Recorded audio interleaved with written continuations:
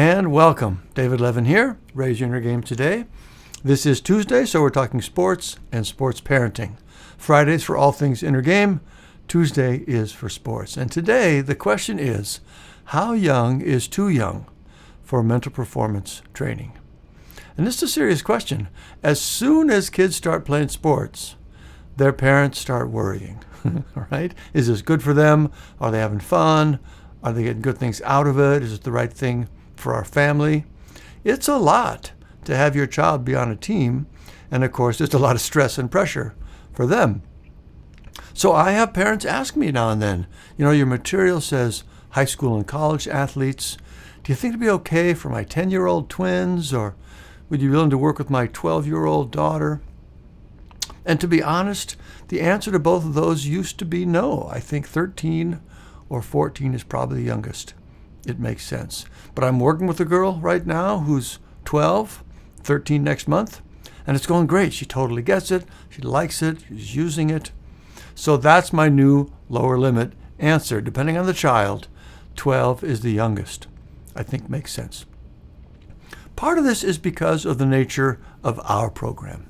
Certainly family therapists work with kids younger than that. I'm not saying nothing can or should be done for younger kids. It's just with the nature of our material, with its focus on the mechanics of the mental game, I just think that requires a certain level of development and insight and maturity that I just don't think is likely to be there in someone younger than 12 or really 13.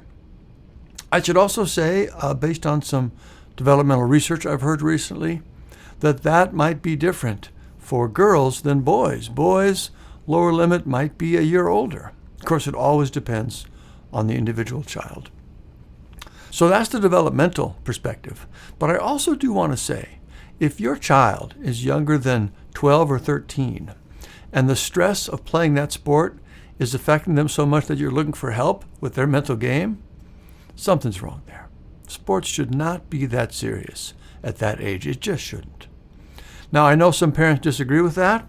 I'm sorry. And of course, it always depends on the child. Some kids love the pressure, love the competition.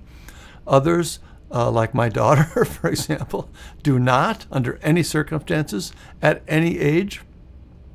I still remember one of her first and last, by the way, games of soccer. She's battling with this girl for the ball.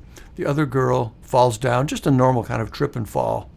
And Frances, instead of taking the ball and running with it like you would expect and like you probably should, she stops, ignores the ball, turns, checks in with the other girl. Oh my goodness, are you okay? Everything all right? Oh, we've laughed about that. But truly, even to this day, she still questions why that wasn't the right thing to do. And the fact that it wasn't is proof to her that she didn't want any part of the whole sports thing. No, thank you. So, of course, it depends on the child. But I still strongly believe that up until at least 12, or ideally 13 or 14, sports should simply not be that serious. It should be fun.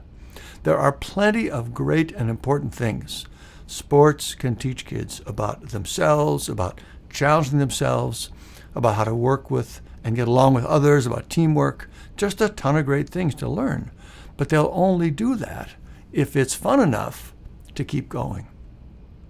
One of the biggest things I'm starting to see at the high school level, the core of what makes kids start to want to quit, is that the fun's gone out of it. They still love the sport, they have great fun in practice, but on game day, it's just too hard emotionally, it's just taking too much out of them. The point is, sports are supposed to be fun. Parents, coaches, teachers, everyone involved should be doing everything we can to keep them that way for as long as possible.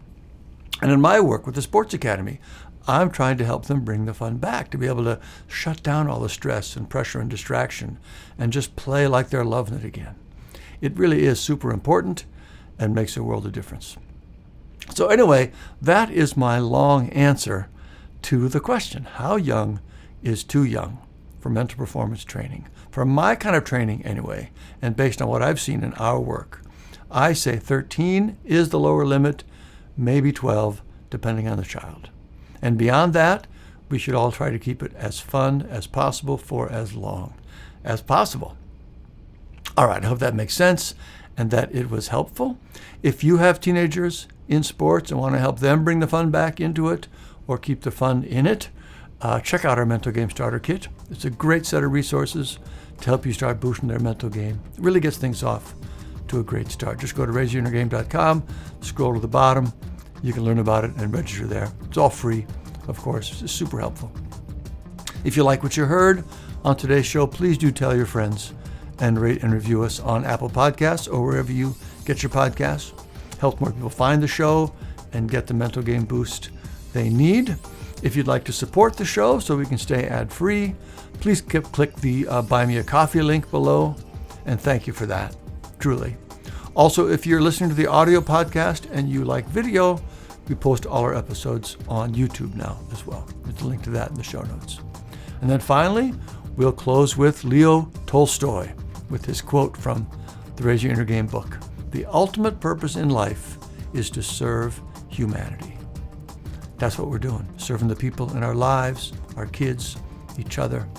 It's super important. So keep up the good work, and we'll see you next time.